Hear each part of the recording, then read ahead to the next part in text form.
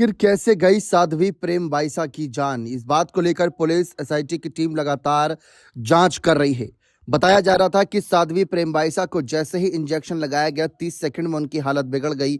वे चीखने लगी, सांस लेने में तकलीफ हुई और कफ निकलने लगा। गेट तक पहुंचते पहुंचते ही बेहोश हो गई और फिर दम तोड़ दिया। यह कहना था राजस्थान की कथावाचक साध्वी प्रेम बाईसा के पिता वीरमनाथ का। उनके अनुसार गलत इंजेक्शन की वजह से प्रेम बाईसा की जान चली गई।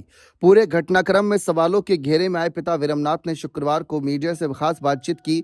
उन्होंने दावा किया कि प्रेम बाईसा ने अंतिम समय में उनसे कुछ कहा था कि गुरुजी मुझे न्याय दिलाना। मुझे इसी उद्देश्य से 4 घंटे बाद सोशल मीडिया पर मैंने ही पोस्ट डलवाई थी। फिलहाल चर्चा इस बात की हो ही रही थी कि अब इस मामले ने एक राजनीतिक रूप भी ले लिया, क्योंकि राजस्थान के उप मुख्यमंत्री रहे सचिन पायलट का इस मामले में एक बड़ा बयान सामने आया और उन्होंने साफ तौर पर यह बात रखी है कि दोषियों को कड़ी से कड़ी सजा मिले, इस बात का आश्वासन पुलिस को देना चाहिए।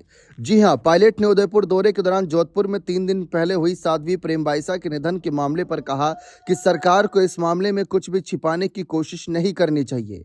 इसकी खुली और पारदर्शी जांच होनी चाहिए। जो भी दोषी पाई जाए या जिसके खिलाफ भी प्रमाण मिले उस पर सख्त कार्रवाई होनी चाहिए। पायलट ने केंद्र सरकार के आगामी बजट पर भी अपनी तीखी प्रतिक्रिया दी।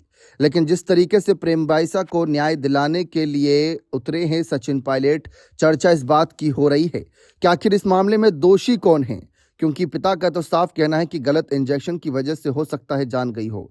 वीरमनाथ ने बताया कि 27 जनवरी की रात अजमेर से जोधपुर लौटे थे। 28 जनवरी की सुबह प्रेम बाईसा को गले में खराश और जुकाम की शिकायत थी। 31 जनवरी को अजमेर और फरवरी में चंडीगढ़ व अजमेर में बड़े धार्मिक कार्यक्रम प्रस्तावित थे। इनमें से एक कार्यक्रम में उत्तर प्रदेश के मुख्यमंत्री योगी आदित्यनाथ भी आने वाले थे। इस बीच अजमेर से लौटने के बाद बाईसा के गले में कफ की समस्या बढ़ गई तो इलाज के लिए कंपाउंडर देवीलाल सिंह को बुलाया गया था। पहले भी एक बार वही कंपाउंडर आया था, लेकिन तब उसने केवल दवाइयां दी थी। इस बार उसने इंजेक्शन लगाया, लेकिन जैसे ही इंजेक्शन लगाया 30 सेकंड में बाईसा की हालत बिगड़ गई। वे चीखने लगी, उन्हें सांस लेने में तकलीफ होने लगी, उनके मुंह और नाक से कफ निकलने लगा। गेट तक पहुंचते पहुंचते वे बेहोश हो गए। उसके बाद तो आप सब जानते हैं। बने रहें चैनल के साथ। बहुत बहुत शुक्रिया।